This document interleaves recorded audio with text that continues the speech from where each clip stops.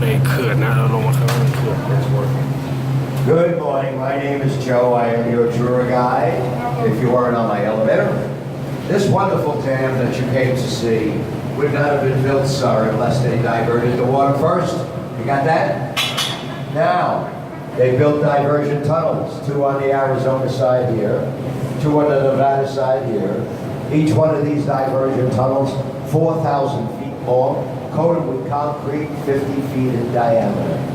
I started with that because you're in a diversion tunnel as far as the eye can see. And on the map, we're right here. The inner diversion tunnel on the Nevada side. That's where we are, right there.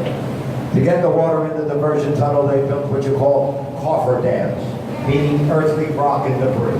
The upstream coffer dam, 100 feet high. Water would try to hit that, but of course divert to the tunnels. Lower coffer dam, 65 feet tall. That would not allow the water to back up to the project site. Looking at this as the project site, they went down 135 feet bedrock, solid stone. Began pouring concrete. If you haven't heard how they poured the concrete, boy, you're going to love this part. They poured it all right, 24 hours a day, 7 days a week, 3 8-hour shifts. Now listen to this part. In the 3 8-hour shifts, every 78 to 90 seconds, they poured 16 tons of concrete without stopping at all for 2 whole years. Unbelievable. And they only had 2 days off, Christmas and 4th of July. Some of them worked Christmas and 4th of July. I'll tell you why. In fact, I'll ask this gentleman right here. Under the following conditions, would you work your Christmas and 4th of July? Number 1, it's a depression era.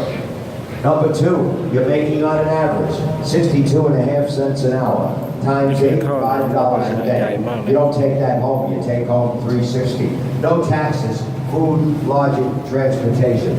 Number 3, you're married, feeding a family of 2. Raising the bar some, you're married, feeding a family of 3 and 4. Now would you work your overtime days?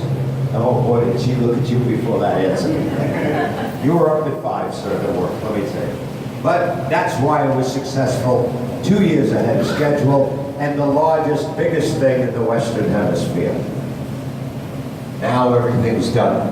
They want to bring the water down, fill up Lake Mead. A couple of loose ends first. Number 1, block the diversion tunnels, large steel gates, Arizona, Nevada side.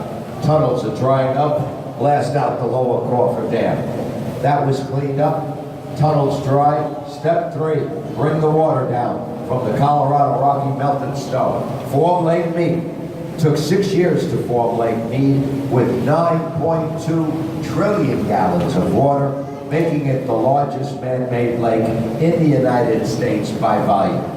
What did they do with the upper coffer dam? Ingenuity, very smart, they left it. Why? Water comes in, silt comes in without water. That would clog up the generators in the power plant. So by leaving the dam, silt stays at the bottom, water goes over the top. When the water goes into intake towers, 2 Arizona, 2 Nevada. The intake towers carry the water down 225 feet into the inner diversion tunnels where we are right there. Where's the water? Underneath you when it comes in, through that pipe, heading in that left direction. Would you believe that pipe is a 30-foot diameter penstock pipe? And at any given time, 96,000 gallons of water per second at 48 miles an hour can come through that pipe. You know what that means to you? That's like you watching an Olympic-sized pool fill up in 7 seconds. That's the equivalent. When the water goes all the way down there where the eye can't see, takes a right or left turn, goes down at almost about 180-degree angle, picks up 4 smaller penstock pipes. These are 13 feet in diameter, and when it gets to that pipe, there's so much pressure because of the amount and the speed of the water. You need that pressure because it goes to the generators at the bottom and spins what we call a Francis-type turbine, like a water wheel. That sends the electricity up, sends the water out, down the Colorado, towards Arizona, California, and Mexico bought into this project. Elevators here.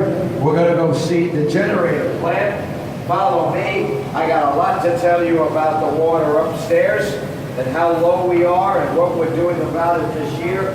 But the elevator and the generator plant we're going to go see. Follow me out and let's have a good time up there as well. Thank you. Voy a estar tan mal.